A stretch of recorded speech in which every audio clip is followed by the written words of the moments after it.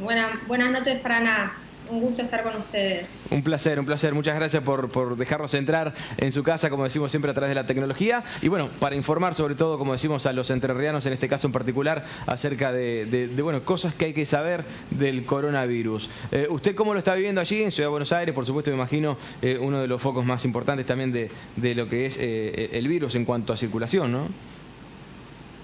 Sí, en particular yo trabajo en una clínica privada que es un centro de referencia de derivación de Swiss Medical Group.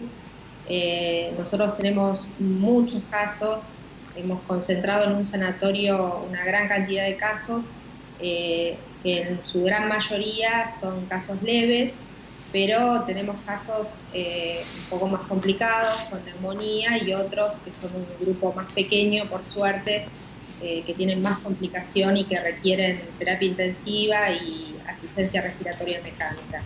Esta es la minoría de casos. Doctora, pues, ya todos lo sabemos, nos vienen comentando las autoridades sobre todo de que esto recién está arrancando, de que el pico todavía no llegó, que va a llegar, de que vamos a tener mucho más infectados en la Argentina. ¿Qué tenemos que tener en cuenta? ¿Debemos seguir con estas recomendaciones de estar en casa, de cuidarnos de las medidas de higiene, de seguridad, de no salir de casa? Eso hay que respetarlo a rajatabla. Sí, hoy la realidad es que ya teniendo transmisión comunitaria, como es en especial el centro más importante hoy es Cava de todo el país, pero sabemos que esta situación probablemente se empiece a replicar en el resto del país. Entonces, la medida más importante es evitar la interacción entre las personas. Esto, es la medida que nos garantiza no entrar en contacto, ya sea con las gotas de respiración, de tos, de estornudo de otra persona, como también el contacto a través de superficies contaminadas. Es por eso que pedimos que se minimice la cantidad de salidas, que se minimice la cantidad de veces que uno tiene posibilidad de interacción con otras personas. El contacto con superficies contaminadas es tan importante como lo que es el contacto respiratorio. Eso sabemos que cada vez en los artículos tiene mayor importancia.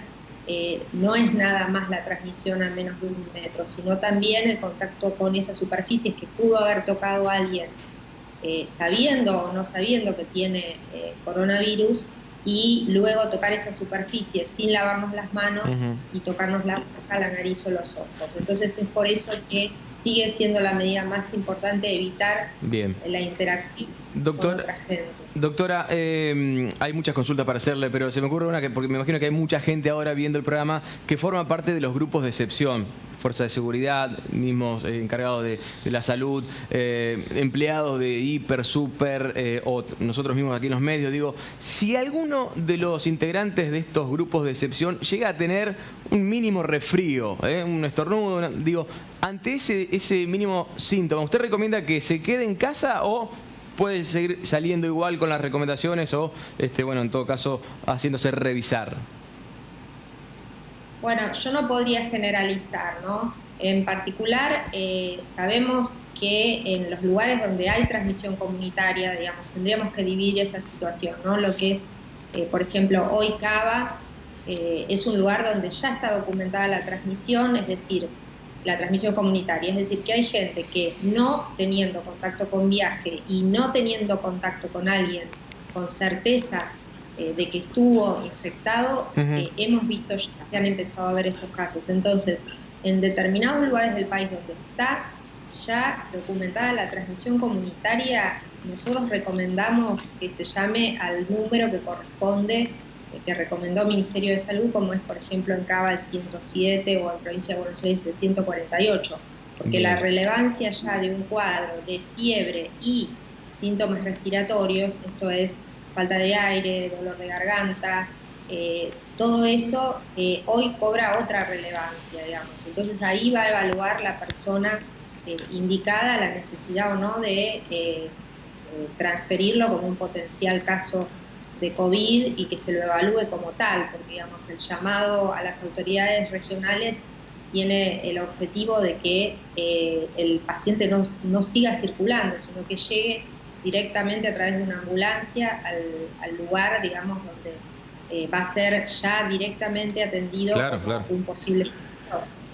Doctora, un gusto, sí. Pablo Rocchi la saluda. Mi pregunta es la siguiente, teniendo en cuenta sus conocimientos y teniendo en cuenta que se habla que el pico del coronavirus en Argentina vendrán en los próximos días, en las próximas semanas, ¿entiende que la cuarentena hay que extenderla en nuestro país?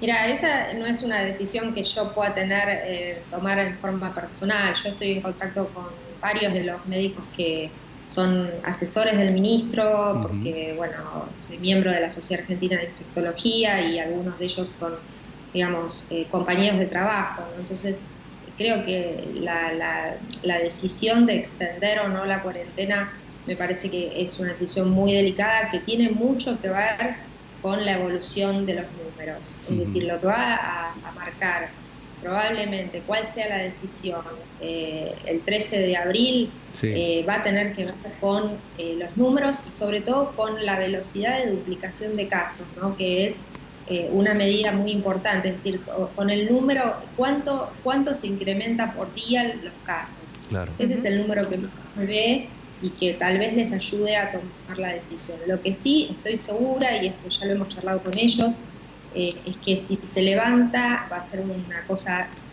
paulatina. Gradual. Que es gradual, ¿no? Nunca va a ser que salimos todos a la calle a hacer la vida habitual.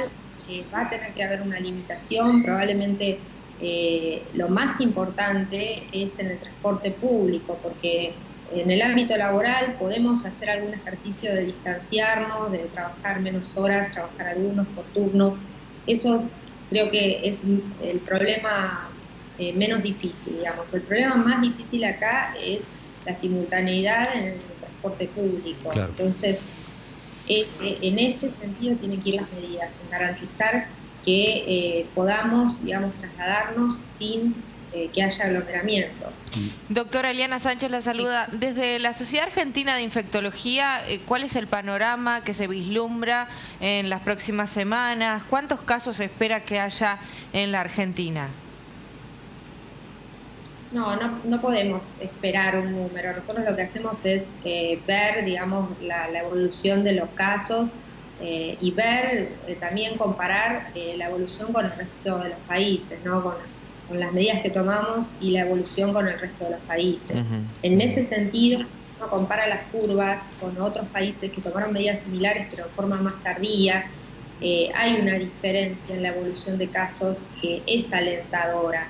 De todas maneras, recién ahora estamos viendo cómo aquellas personas que tuvieron viajes y contactaron a otras personas, digamos, esa tercer cadena de contactos, por decirlo de alguna manera, aquellos que no se conocían como infectados y contagiaron a una tercera persona, es decir, los contactos de los viajeros que contactaron a una tercera persona, es lo que estamos viendo ahora, esa es lo que estamos observando ahora, gente que tal vez tuvo un contacto en forma secundaria y ese es el número que está impactando ahora. Claro. Y ese número es impredecible porque ese número es un contacto que pasó inadvertido. Claro, sí. Es decir, no son contactos familiares del que viajó. Nosotros vemos gente que no tiene un contacto directo. Claro, doctora, Nicolás es mi nombre. ¿Puede ser que haya gente que no tenga síntomas, tenga coronavirus, pero pase esta pandemia y no se haya dado cuenta, y no se dé cuenta?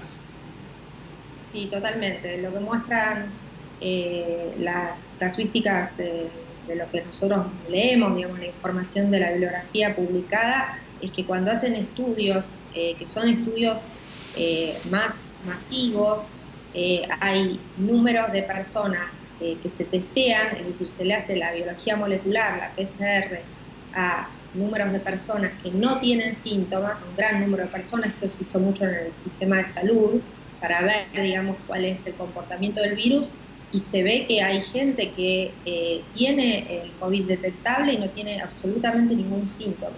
Así que esta situación vamos a terminar de verla cuando haya estudios de lo que se llama cero prevalencia, es decir, cuando podamos dosar a los cuerpos y agarrar un pool de personas X, de las cuales muchas van a decir que no tuvieron ningún síntoma. Bien. Y vamos a ver cuántas de esas tienen anticuerpos. Esto es un test que no está disponible ahora, pero que probablemente tengamos en un futuro, y ahí sí vamos a poder ver exactamente cuál es el número de asintomáticos, pero hoy no lo podemos decir, hoy solo testeamos al que tiene síntomas. Bien. Entonces no podemos saber esa información.